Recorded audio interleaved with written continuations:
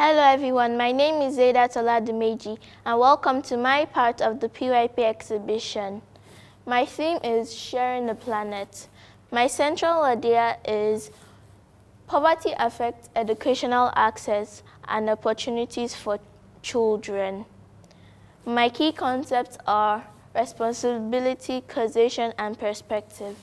My lines of inquiry are roles and responsibilities of the government in providing equal access to education, causes and the limitation of educational access, different cultural beliefs on education. First, what is poverty?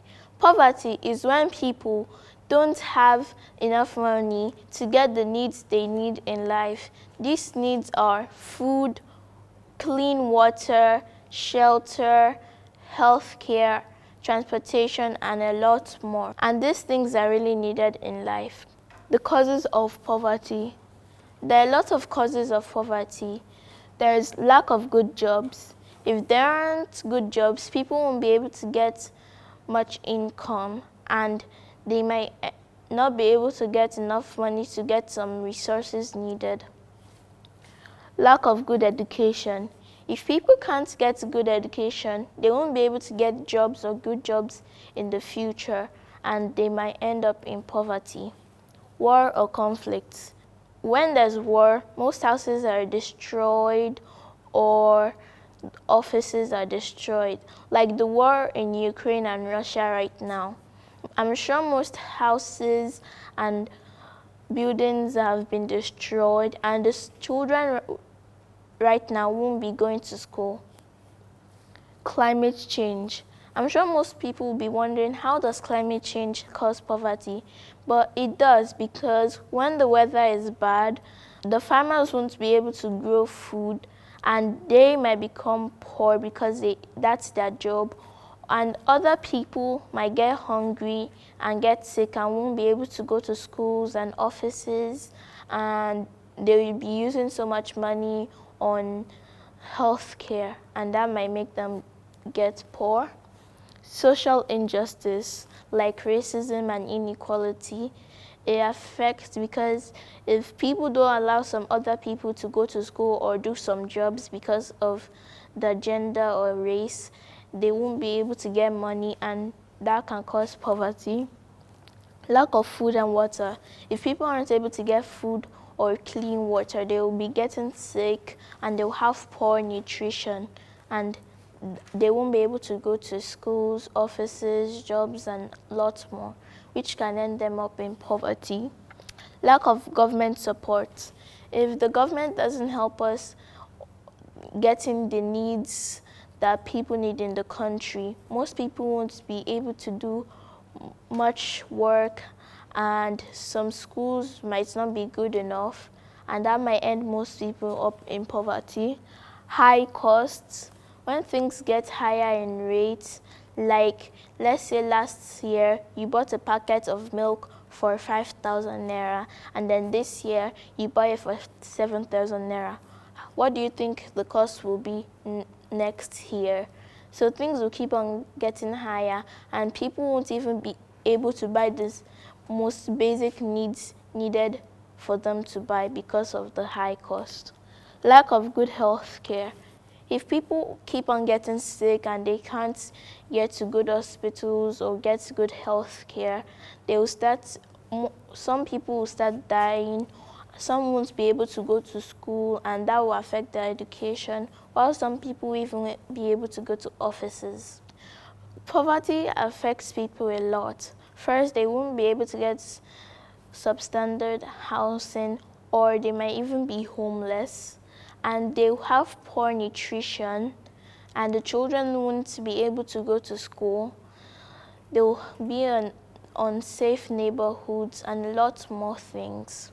The roles and responsibilities of the government in providing equal access to education.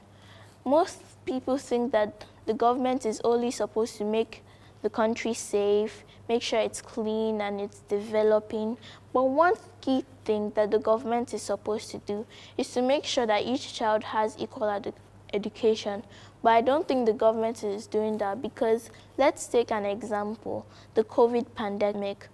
The government shut down all schools to make sure that the virus didn't spread around. But then for children who could afford computers, network, internet, and all those things, they could continue their schooling online. But for other children who couldn't afford these things, they couldn't continue their schools and missed a lot of things they would have learned. And they would definitely had, when they resumed back, they definitely had to move to a new class. I am saying this because I moved to a new class during the online learning. So when these children resumed back and moved to a new class, they will have missed a lot of their learning because the government didn't try to at least make those type of children to still be able to have school and for the pandemic not to spread around. The causes and the limitations to education. There are different things that limit for children's education. One is gender inequality. When there's gender inequality, most girls aren't able to go to school or have some jobs because the girls, and that way those girls won't be able to go to school, and in the future they won't be able to get good jobs. Another is poverty. If people are in poverty, they won't be able to pay for their child's school fees. And for the lucky ones who even end up going to school, they won't be able to get their facilities to have education or to do some activities like field trips, because some school asks for some money before they go for some field trips, and parents will be able to pay that, and then the child will miss out. The different cultural beliefs and values on education. Different cultures have different beliefs on education. Some cultures think that education is only for the boy child and not for the girl child, while some think it's for both child, while some think it's not even needed at all. It's their own belief though. My belief is different from your belief, so you can't blame them from what they think. How does poverty affect a child's ability to learn? Well, it affects them because students living in poverty often have fewer resources to do homework and some class works and activities done in school. And some children might not be able to eat before they go to school and might be hungry in school, and they don't work well or do well in school. There are two main types of poverty: absolute poverty and relative poverty. Absolute poverty is when people have $1.90 as an income a day or a week, while relative poverty is when people have 60% of the median national income as their salary for working. While doing this work, I went on a survey around the school and asked people what they think causes poverty the most. I found out that most people think that lack of good education causes poverty the most, and least people think lack of food and water and lack of government help causes poverty. Some fun facts about poverty are over 124 million primary or secondary school-age children aren't able to go to school. And some causes on why children can't go to school is either their parents can't afford it or they are too hungry to go to school, which also leads to trace to poverty. And there are other things that also cause poverty around the world and affects children's education. Doing this, I had the chance to interview people on poverty and how it is connected to cultural beliefs. I interviewed Mr. Odukoya on the Yoruba's perspective on education, and he told me that the Yorubas think that education is needed, both formal and informal. Formal is the one you learn at school, while informal is the one you learn at home. And then I interviewed Ms. Ezine Ibe on the Igbo's perspective on education. And she told me that the Igbos at first thought that education was only for the boy child and not for the girl child. But later on, they realized that it could be for both children. And now you see that both Igbo children are going to school. And then I interviewed Mr. Adorabo on the Awusa's perspective on education. He told me that at first, the Awusas didn't even want education at all to come into their culture. Then after some time, they made it come in, but then only for the boy child. Then sometime later, for the girl child, but the girl child stops at the primary part and not moving on to the secondary. And now today, the girl child moves on to the secondary. Those most Hausas don't follow their beliefs and make the girl child move on to university and on, but some still follow their belief and make the girl child stop at the secondary school. My mentor and I both thought of things I could do to help, and we decided to go to a school called Olalwa Primary School, where I talked to the teachers and owners of the school. The head teacher told me that most children don't come back to school after like 2 terms or 3 terms because they're either owing their school fees or they cannot afford the school fees of the current term. So when we came back, I decided to have a fundraise to get a scholarship for some children in that school. So I decided to sell popcorn in my school for people to buy so I could use that money to get a scholarship for some children. And in overall, I got 74,000 naira to get scholarships for 2 children. And I'm not going to stop there. After PYP Exhibition, I'm still going to try to raise more funds and get more children into scholarship. I also taught the level 5 or basic 5 children of the Alalwa Primary School on what PYP Exhibition is. And I read a story to them called The Little Red Hen and told them to draw their favorite part. And this is what they drew. I also made a video on YouTube telling people to try and do the little they can to help poverty. A quotation on poverty is, "Overcoming poverty is not a gesture of charity, it is an act of justice," by Nelson Mandela. And this is a 3D model I made on an abandoned building. Also, you can call it a slum or an abandoned building where poor people live.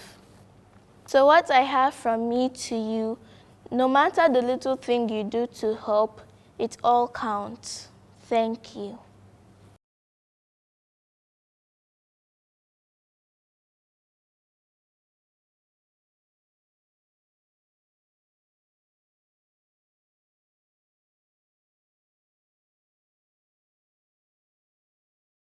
Belief system for me is usually a function of your background and a function of your environment and the things you have come to acquire over time. Maybe if I have stayed back in my place, it would be different from what it is now. But because of where I am, the level of exposure I've gotten by working in a place that is multicultural, by having to travel and interact with people along various lines, by working with people that are into diverse professions, I've also begun to see life through different lenses. The Yoruba culture embraced education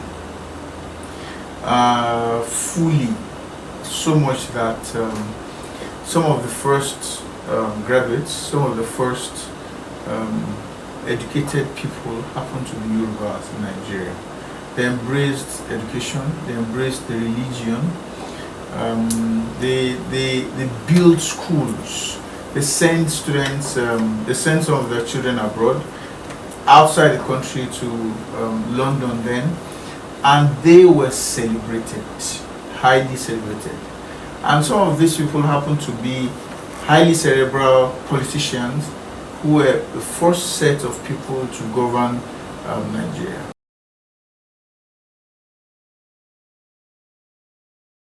Because poverty does contribute. So if household income increases, then we're going to have more, opportunity, or we're going to witness a situation where girls are able to access some resources coming into the home. So improving household income or eliminating poverty is another key way to balance gender equality, to achieve gender equality. Yeah, socially, like in many communities in Nigeria, all over the world, there are some that doesn't give too much relevance to the Western education. But like I told you, the word education is relative. It doesn't have to be going to the conventional school. That is when you claim to be educated. Because I think it is unfortunate if people will just describe going to the Western schools, learning English, biology, or so, to term it as only what you can regard as education. There are so many ways of life you can learn, learning how to farm, learning how to do blacksmithing, weaving, fishery, and things like that. They are all education. So it depends on what somebody terms to take education to be.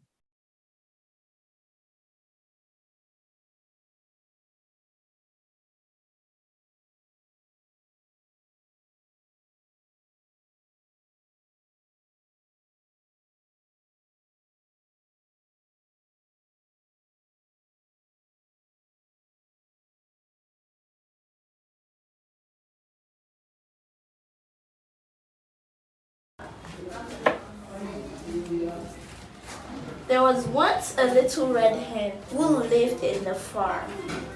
So did a cat and a dog, and a duck. So can anybody touch the cat?